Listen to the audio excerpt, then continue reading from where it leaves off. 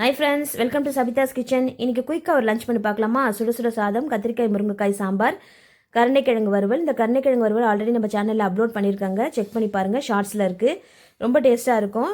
இப்போ குயிக்காக ஒரு ரீகேப் பார்க்கலாம். இந்த கருணைக்கிழங்கு உப்பு மஞ்சத்தூள் போட்டு நல்லா வேக வச்சுக்கணும். குக்கரில் ஒரு விசில் வச்சுக்கலாம். இப்போ ஒரு பேனில் எண்ணெய் ஊற்றி கடுகு, உளுத்தம்பருப்பு, வெங்காயம், தக்காளி, இஞ்சி, பூண்டு எல்லாம் சேர்த்து நல்லா வதக்கிட்டு இந்த கருணைக்கிழங்கையை சேர்த்து நல்லா மிளகாத்தூள் போட்டு கொஞ்சமாக தண்ணி சேர்த்து மூடி வச்சிடலாம். நல்லா சாஃப்ட் ஆனோடனே கொஞ்சமாக புளி சேர்த்து இறக்கணும்னா கருணைக்கிழங்கு வறுவல் ரெடி. அடுத்தது ப்ரக்கோலி மிளகு பெரட்டல்.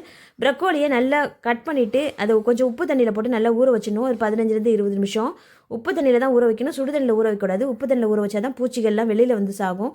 சுடுதண்ணியில் போட்டிங்கன்னா உள்ளவே செத்துரும். அதனால் உப்பு தண்ணியில் ஊற வைங்க. இதை நல்லா அலசிட்டு ஒரு பேனில் கடுகு, உளுத்தம்பருப்பு, காஞ்ச மிளகாய், பச்சை மிளகாய், வெங்காயம், கருவேப்பிலை எல்லாம் சேர்த்து வதக்கி ப்ரக்கோலியும் சேர்த்து நல்லா வதக்கிக்கலாம். ப்ரக்கோலி கொஞ்சம் வதங்கினோடனே காரத்துக்காக கொஞ்சம் மிளகாத்தூள், கொஞ்சம் மஞ்சத்தூள் சேர்த்து நல்லா வதக்கிட்டு கொஞ்சமாக தண்ணி சேர்த்து மூடி வச்சிடலாம். இப்போ ப்ரக்கோலி வெந்த உடனே மிளகுத்தூளும் கொத்தமல்லியும் சேர்த்து நல்லா கிளறி இறக்கணும்னா ப்ரக்கோலி மிளகு பெரட்டல் ரெடி. தக்காளி ரசம் இது ஆல்ரெடி நம்ம சேனலில் இருக்குங்க, செக் பண்ணி பாருங்கள்.